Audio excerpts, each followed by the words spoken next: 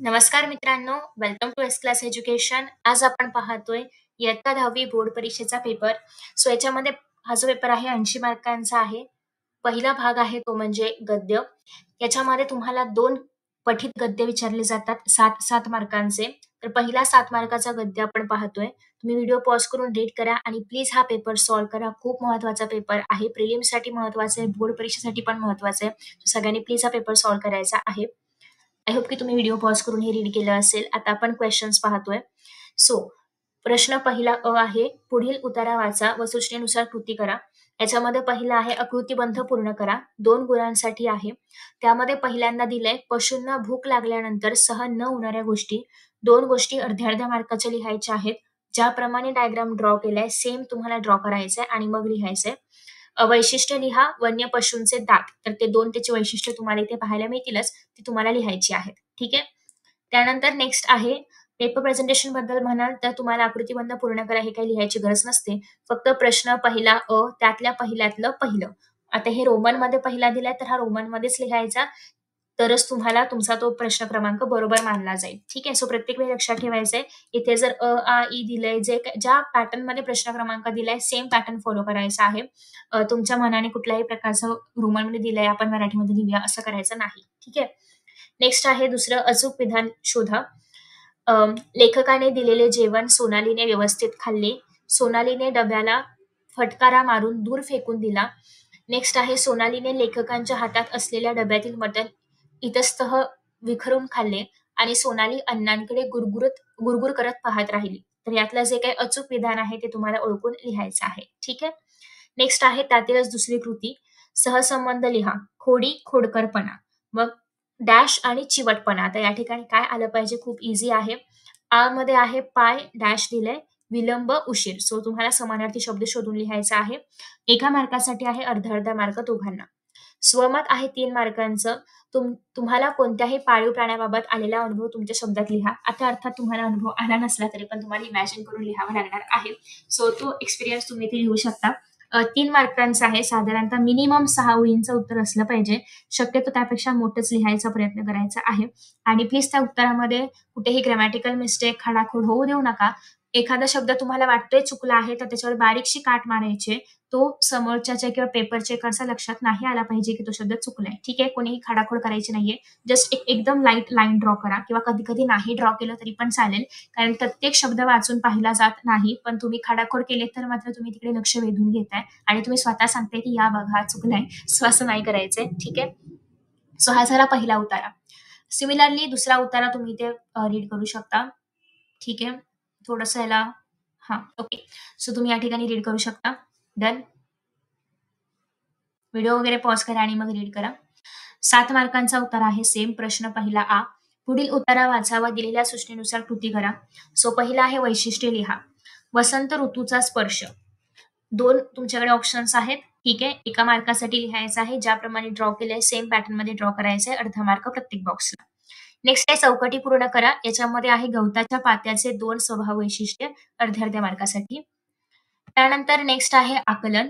पानाची स्वभाव वैशिष्ट्ये. सो जी काही वैशिष्ट्ये आहेत ती तुम्हाला लिहायची आहेत. त्यानंतर 2 मार्कासाठी आहे. त्यानंतर 3 मार्कांसाठी आहे वरील दिलेल्या कथेचा भावार्थ तुमच्या शब्दामध्ये लिहा. सो अगेन थोडंसं मोठं, थोडंसं काय म्हणजे जरा जास्त मोठं असलं पाहिजे कारण पूर्ण कथेबद्दल तुम्हाला सांगायचंय. सो मिनिमम 6 ते 8 ओळींच्या वरच उत्तर तुमचं असलं पाहिजे. ठीक आहे. त्यानंतर नेक्स्ट आहे प्रश्न पहिला ई. आता हा जो उतारा असणार आहे तर हा पठित नाहीये, म्हणजेच अपठित असणार आहे.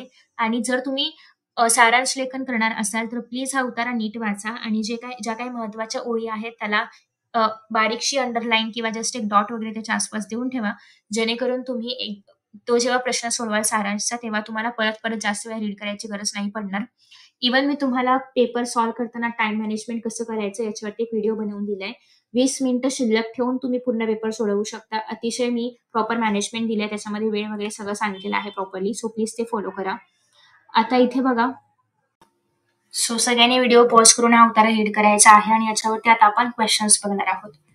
सो फर्स्ट क्वेश्चन आहे तो म्हणजे उताराच्या आधारे कृती करा. ओके. तक्ता पूर्ण करायचा आहे. जंगलाचा स्वभाव आणि माणसाचा स्वभाव याच्याबद्दल तुम्हाला लिहायचं आहे 2 मार्कांसाठी.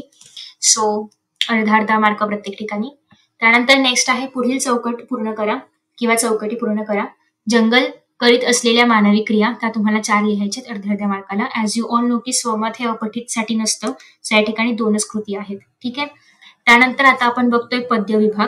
तर पद्य विभागामध्ये सगळ्यात पहिल्यांदा सुसंगती सदा घडो, ही आपली ऑलरेडी कविता तुमच्या पुस्तकामध्ये आहे, पठित कविता आहे. इफ यू वॉन्ट तुम्ही व्हिडिओ पॉज करून रीड करू शकता. इव्हन मी टाइम मॅनेजमेंटच्या व्हिडिओमध्ये आपण रिडिंगसाठी कविता किंवा पद्य गद्य दोन्ही पण, तर त्याला किती वेळ दिला पाहिजे हे सगळं मेन्शन केलंय. सो प्लीज तो व्हिडिओ पहा, त्याची लिंक तुम्हाला खाली कमेंट बॉक्समध्ये पाहायला मिळेल, जेणेकरून तुम्हाला एक बेसिक आयडिया मिळेल की आपण कितपत वेळ जो आहे तर तो प्रत्येक प्रश्नाला दिला पाहिजे. आणि मी तोच वेळ सांगितले जो मी माझ्या एक्झामच्या वेळेस यूज केला होता, जेणेकरून त्याच्या वेळेस मला जो काही फायदा झाला तो सेम तुम्हाला व्हावा. ठीक आहे. सो आता बघा पुढे 2 मार्कांसाठी तुम्हाला प्रश्न पहिला दिलाय, कवींनी मनाला करायला सांगितलेल्या क्रिया. सो त्या अर्ध्या मार्काच्या 4 क्रिया तुम्हाला इथे लिहायच्या आहेत. दुसरा प्रश्न असा आहे की मन वाईट गोष्टींकडे वळू नये म्हणून करावयाच्या गोष्टी 2 मार्कासाठी आहे, अर्धा मार्क प्रत्येक ठिकाणी. सेम डायग्राम ड्रॉ करायची आहे. त्यानंतर आहे सुसंगती घडो, सुजन वाक्य कानी पडो, कलंक मतीचा झडो, विषय सर्वथा नावडो. 2 गुणांसाठी तुम्हाला या ओळींचा सरलार्थ लिहायचा आहे. जेव्हा सरलार्थ लिहायला दिलं जातं तेव्हा तुम्हाला त्याच ओळींचा लिहायचे, अर्थ बदलता कामा नये. वाक्यांचा अर्थ किंवा त्या ओळींचा अर्थ सेमच राहिला पाहिजे, फक्त तुम्हाला ते जास्त एक्सप्लेन करायचे किंवा एलॅबोरेट करायचे. ठीक आहे. त्यानंतर पुढे आहे वरील ओळींचे काव्य सौंदर्य स्पष्ट करा. मुखी हरी वसो तुझी कुशल धाम नामावली, क्षणात पूर्वील जी सकल काम नामावली. सो 2 मार्कांसाठी तुम्हाला काव्य सौंदर्य स्पष्ट करायचंय. आय होप की तुम्हाला काव्य सौंदर्य कसं लिहायचं ते माहिती असावं. नाही तर मी त्याच्यावरती ऑलरेडी व्हिडिओज अपलोड केलेत, आणि तुम्हाला जर नवीन व्हिडिओज हवे असतील तर प्लीज खाली कमेंट बॉक्समध्ये कमेंट करून सांगा, जेणेकरून मी त्याच्यावरती व्हिडिओज बनवू शकेन. त्यानंतर पुढे आहे की तुम्हाला 2 कवितांची नावं दिलेली आहेत, वस्तू आणि उत्तम लक्षण. तर या 2 कवितांपैकी कोणत्याही एका कवितेवरती तुम्हाला 3 प्रश्न दिलेले आहेत. हे 3 प्रश्न सोडवायचे आहेत. सो तुम्ही कोणती एक कविता चूज करायची आणि त्याच्यावरती तुम्हाला कुठल्याही कुठल्याही एका कवितेवरचे हे 3 प्रश्न जे आहेत तर ते सोडवायचे आहेत. एक तर तुमच्याकडे हे करण्याचं ऑप्शन आहे, म्हणजे कविता आवडण्याची न आवडण्याची कारणे हे करू शकता, किंवा कवितेमधून मिळणारा संदेश. या 2 पैकी एक प्रश्न सोडवायचा आहे. असं नाहीये वरचा किंवा खालचा, हे नाहीये. एकतर तुम्ही कवितेमधून मिळणारा संदेश लिहा, किंवा तुम्ही ती कविता आवडण्याची न आवडण्याची कारण लिहा. या दोघांपैकी काहीतरी एक करायचंय. बाकी सगळे प्रश्न कंपल्सरी आहेत. ठीक आहे. सो एका मार्कासाठी कवितेचे कवी कवयित्रीचं नाव लिहायचंय, कवितेचा विषय लिहायचा आहे, आणि 2 मार्कांसाठी आवडली असेल तर आवडीची कारण, न आवडली तर आवडीची कारण, आणि कवितेमधून मिळणारा संदेश किंवासाठी आहे. त्यानंतर नेक्स्ट आहे तुम्हाला काही काव्यपंक्ती दिलेल्या आहेत, तर त्यांचं तुम्हाला रसग्रहण करायचं आहे 4 मार्कांसाठी. रसग्रहण प्लीज प्रॉपर स्टेप्स मध्ये करा. आय होप तुम्हाला स्टेप्स माहिती आहेत, नसतील तर व्हिडिओज अपलोड केले आहेत, प्लीज चेकआउट करा. 4 मार्कांसाठी आहे, साधारणतः 8 ते 10 ओळींचं रसग्रहण असलं पाहिजे. पुढे आपण आता पाहतोय स्थूल वाचन. आय होप सगळ्यांना चॅप्टर्स माहिती आहेत. प्रत्येक विभागामधले जे काही शेवटचे चॅप्टर्स आहेत ते सगळे स्थूल वाचनामध्ये येतात. त्याचा तुम्हाला कुठल्याही प्रकारचा फायदा वगैरे दिला जात नाही, हे सगळं तुम्हाला स्वतःहून लिहायचं असतं. सो तुम्हाला कोणतेही 2 प्रश्न सोडवायचे असतात 3 पैकी 6 गुणांसाठी, म्हणजे प्रत्येक प्रश्न जो आहे तर हा 3 मार्कांसाठी असतो, बरोबर. सो आता इथे बघा काय काय प्रश्न आहेत. मोस्टली हे प्रश्न स्वाध्यायामधले असतात, त्याच्यामुळे स्वाध्यायास नीट करण्याचा प्रयत्न करा, तेवढं केलं तरी पण सफिशियंट आहे. सो आता इथे बघा काय दिलंय, पती निधनानंतर आपण सैन्यात भरती व्हायचं, या स्वाती महाडिक यांच्या निर्धारातून समाजाला कोणता संदेश मिळतो तो तुमच्या शब्दात लिहा. स्वाध्यायामधलाच प्रश्न आहे, त्याच्यामुळे स्वाध्याय नीट केला तर तुम्हाला इव्हन बाहेरचा जरी प्रश्न आला तरी पण तो स्वाध्यायाशीच रिलेटेड असणार आहे. सो तुम्हाला नक्कीच बेनिफिट होईल, त्याच्यामुळे प्लीज स्वाध्याय नीट करून जायचंय. आता इथे बघा नेक्स्ट दुसरा प्रश्न आहे व्युत्पत्ती कोशावरती, की खालील मुद्द्यांच्या आधारे परिच्छेद पूर्ण करायचा आहे तुम्हाला. व्युत्पत्ती कोशाचे कार्य, त्याच्यावरती परिच्छेद लिहायचा आहे, म्हणजे दोन मुद्दे आहेत, या दोघांवरती मिळून परिच्छेद लिहायचे. दुसरा मुद्दा असा आहे की शब्द तयार होण्याचे विविध प्रकार. सो परिच्छेद म्हणजे प्रॉपर समास वगैरे पाडून त्या पॅटर्न मध्ये लिहायचा आहे. ठीक आहे. आफ्टर दॅट नेक्स्ट क्वेश्चन आहे तो म्हणजे खालील संकल्पनांमधील सहसंबंध स्पष्ट करा. एक म्हणजे बीचे झाडात रूपांतर होणं आणि माणसाचे माणूसपण जागी होणं, हे कसं रिलेटेड आहे किंवा यांचा एकमेकांशी कसा संबंध आहे ते तुम्हाला एका पॅराग्राफ मध्ये लिहायचं आहे किंवा ही संकल्पना स्पष्ट करायची आहे. त्यानंतर नेक्स्ट आहे विभाग 4 भाषा अभ्यास, ग्रामरचा विभाग अतिशय महत्वाचा, आणि ग्रामरमध्ये कोणते टॉपिक्स येतात ते मी ऑलरेडी तुम्हाला एका व्हिडिओमधून सांगितलेले आहेत. त्याची लिंक मी तुम्हाला हवं तर कमेंट बॉक्समध्ये देईल. तेच टॉपिक्स तुम्हाला ग्रामरमध्ये येतात. एक्स्ट्रा अजिबात करायची गरज नाहीये. कारण मी पाहिले की मुलं प्रचंड कुठल्या प्रकारचे सगळे टॉपिक्स करतात, सगळे समास करतात. त्याची गरज नाहीये. आपल्याला एक्झाममध्ये कुठले समास येणार हे ऑलरेडी डिसाइडेड आहे. तेच समास येतात. कुठलेही इतर समासाचे उपप्रकार करायची गरज नाही. दुसरी गोष्ट अशी की त्या प्रत्येक टॉपिक वरती मी स्वतंत्र व्हिडिओ पण बनवलाय की कशा पद्धतीने समासाचे प्रश्न सोडवायचे वगैरे. सो ते सगळे व्हिडिओज नक्की पहा. सो आता या ठिकाणी पहिला प्रश्न आहे 2 मार्कांसाठी समासाचा. तर तुम्हाला उदाहरण दिलंय ऑलरेडी, म्हणजे द्विदल आहे आणि नीलकमल आहे. तर याचा विग्रह इथे करायचा आहे आणि ते कुठल्या प्रकारचा समास आहे. आता अर्थात तुम्हाला सगळ्यांना माहिती आहे की मी तुम्हाला ट्रिक्स पण सांगितल्या त्या व्हिडिओमध्ये समास कसा ओळखायचा. द्विदल, आता या ठिकाणी कुठलाही संख्या आली, द्वि म्हणजे 2, सो अशी संख्या आली तेव्हा तो नेहमी द्विगु समासच असतो. तर अशा प्रकारे तुम्हाला बरेचसे एक्झाम्पल्स किंवा ट्रिक्स मी तुम्हाला सांगितलेले आहेत आणि त्यातलेच मोस्टली प्रश्न तुम्हाला एक्झाम मध्ये पाहायला मिळणार. सो ते व्हिडिओज नक्की पहा. तर अर्ध्या मार्कासाठी हे बॉक्सेस तुम्हाला फिल करायचे, सेम पॅटर्न मध्ये ड्रॉ करायचे आणि मगच फिल करायचे. नेक्स्ट आहे शब्दसिद्धी. शब्दसिद्धीवरती मी पूर्ण व्हिडिओ अपलोड केला, अतिशय इझी आहे, खूप लोकांनी पाहिलंय आणि बऱ्याच जणांना बेनिफिट झालाय. तुम्ही पण बघा आणि तुमचे मार्क्स नक्की स्कोर करा. सो या ठिकाणी नम्रता आणि अभिनंदन या शब्दांच्या शब्दसिद्धीचा प्रकार तुम्हाला लिहायचा आहे. एका मार्कासाठी अर्धा दोघांना. पुढील शब्दांना अनिय हा प्रत्यय लावायचा आहे. श्रवण आणि वाचन एका मार्कासाठी आहे, अर्धा दोघांना. वाक्प्रचार, कोणतेही 2 तुम्हाला त्याचा अर्थ लिहायचा आणि वाक्यात पण उपयोग करायचे. तर अर्थ लिहायला 1 मार्क आणि वाक्यात उपयोग करायला 1 मार्क प्रत्येकी. वाक्यात उपयोग करत असताना तो वाक्प्रचार तुम्हाला वाक्यात वापरायचा आहे आणि जिथे तुम्ही तो वाक्प्रचार वापरलाय त्याच्या खाली अंडरलाईन करणं कंपल्सरी आहे. ठीक आहे. सो कुठलेही 2 तुम्ही यातले निवडू शकता, ज्याचा अर्थ आणि वाक्यात रूपांतर तुम्ही करू शकता असे. त्यानंतर हा प्रश्न आहे शब्द संपत्ती. याच्यावरती पण व्हिडिओ अपलोड केलेला आहे. सो इथे बघा, अनेक वचन लिहायचे, लढाईचं, पाऊलचं अर्ध्या मार्काला. समानार्थी शब्द लिहायचे, सागर, चंद्र अर्ध्या मार्काला. त्याच्यानंतर मऊ, जड. ठीक आहे. पुढे आहे शब्दसमूहासाठी एक शब्द लिहायचा आहे, कमी वेळ टिकणारे आणि दुसऱ्यावरती अवलंबून असलेला. याच्यावरती तुम्हाला व्हिडिओ हवा आहे का? मी अजून अपलोड नाही केलाय, आय गेस केलाय. हा शब्दसमूहावरती केलाय मी. ते सगळ्या व्हिडिओच्या लिंक्स तुम्हाला खाली कमेंट बॉक्समध्ये देत जाईन. तुम्ही ते सगळे व्हिडिओ चेकआउट करा. अर्ध्या मार्कासाठीच आहे हे पण. नेक्स्ट आहे लेखन नियमानुसार वाक्य लिहा. हे बघा, आता आणि मधलं जे वेलांटी आहे ते ऱ्हस्व असलं पाहिजे. तर या सगळ्या गोष्टी तुम्हाला माहिती असल्या पाहिजेत.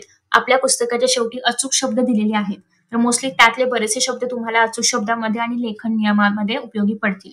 सो ते नक्की दोन्ही पण जे आहे तर ते पानं रीड करा अचूक शब्दांची, जेणेकरून तुम्हाला त्याचा उपयोग इथे होईल. सो इथे जेव्हा तुम्ही एखादा आता आणि बरोबर करून लिहिलं तर त्या आणीच्या खाली बरोबर तुम्ही करून लिहिणार आहात ना, तर त्या आणीच्या खाली अंडरलाईन करा. म्हणजे जे शब्द तुम्ही बरोबर करून लिहिताय त्याच्या खाली अंडरलाईन करा. नेक्स्ट अचूक शब्द ओळखा. या ठिकाणी डायरेक्टली अचूक ओळखायचे आणि लिहायचे अर्ध्या मार्कासाठी. विरामचिन्ह ओळखा. अगेन तुम्हाला नाव ओळखायचं आहे जे दिले चिन्ह त्याचा, आणि इथे विसर्ग कसा असतो तर तो काढून दाखवायचे. 2 बॉक्सेस काढून दाखवा, छान वाटेल. ठीक आहे.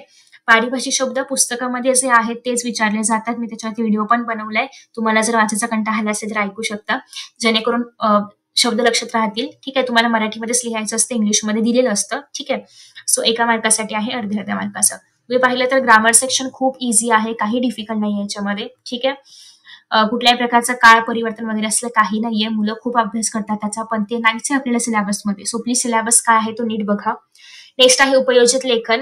पहिला प्रश्न आहे प्रश्न 5वा 6 मार्कांसाठी. इथे ऑप्शन आहे, एक तर तुम्ही पत्रलेखन करा किंवा तुम्ही सारांश लेखन करू शकता. पत्रलेखनामध्ये पण तुमच्याकडे 2 ऑप्शन आहेत. एक तर तुम्ही औपचारिक पत्र लिहू शकता, इथे काय सांगितलं विनंती पत्र लिहू शकता, किंवा अनौपचारिक मध्ये अभिनंदन करणारा पत्र लिहू शकता. सो दोघांसाठी टॉपिक सेम आहे. विनंती पत्र कसं लिहायचं किंवा अभिनंदन पत्र कसं लिहायचं याच्याबद्दल काही शंका असेल तुम्ही कमेंट बॉक्समध्ये विचारू शकता. मी ऑलरेडी एक मागणी पत्र अपलोड केलंय. या पत्रांचे प्रकार पण मी लवकरच अपलोड करेन. तुम्ही चॅनलला सबस्क्राईब करून ठेवा, जेणेकरून व्हिडिओ आला की तुम्हाला त्याचं नोटिफिकेशन मिळेल. ठीक आहे.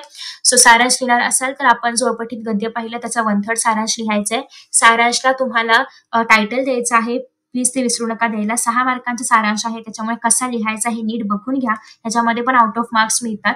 मी एक व्हिडिओ ऑलरेडी अपलोड केलाय, सगळे डूज आणि डोंट सांगितलेले आहेत. बरेचसे जण काय चुका करतात ते पण मी त्याच्यामध्ये सांगितले.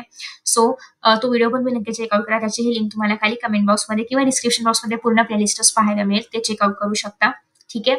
आफ्टर दॅट नेक्स्ट आहे आता पुढचा प्रश्न प्रश्न. याच्यामध्ये तुम्हाला 10 मार्कांसाठी कोणतेही 2 प्रश्न सोडवायचे आहेत. कथा, बातमी, जाहिरात या तिघांपैकी कोणतेही 2 सोडवायचे आहेत. मी माझ्या एक्झाम मध्ये फोकस केला होता ते म्हणजे बातमी लेखन आणि जाहिरात लेखनवरती. कथा लेखनाचा इश्यू काहीच नाहीये. तुम्ही ते पण करू शकता. पण कथा बनवायला थोडासा वेळ लागायचा मला. सो मी ते स्किप केलं होतं. मी बातमी आणि जाहिरातवरती फोकस केलं होतं. तसं पाहायचं म्हटलं तर मी तिघांचे पण व्हिडिओ अपलोड केलेले आहेत. त्याच्यामध्ये एक्झाम्पल्स वगैरे सगळं सांगितलेलं आहे.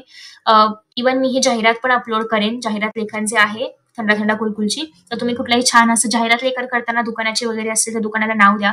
आय गेस मी जाहिरात लेखन केले त्याच्यामध्ये गारवा आईस्क्रीम पार्लर असं काहीतरी नाव दिले. सो तुम्ही ते ट्राय करू शकता. तर अशा प्रकारे बातमी लेखनाचा पॅटर्न कसा असला पाहिजे, मथळा वगैरे या सगळ्याला मार्क्स असतात. सो ते कसं लिहायचं ते मी ऑलरेडी सांगितले. तर तुम्ही ते व्हिडिओ चेकआउट करा. कोणतेही 2 लिहायचे 10 मार्कासाठी. जाहिरात लेखन करताना सेमच पेन वापरायचे, पेनाची शाई बदलायची नाही किंवा पेन्सिलने शक्यतो लिहू नका. ते कन्सिडर नाही केलं जात. तुम्ही ड्रॉइंग हवं तर करू शकता, पण ड्रॉइंग पण पेनानेच करा मोस्टली. जे काही लिहाल ते सगळं पेनाने लिहायचंय आणि सेम कलरच्या शाईच्या पेनाने लिहायचंय. ओके. त्याच्यानंतर पुढे आहे ई मध्ये आत्मकथन, वैचारिक निबंध किंवा प्रसंग लेखन. या तिघांपैकी कोणतंही एक करायचं आहे 8 मार्कांसाठी.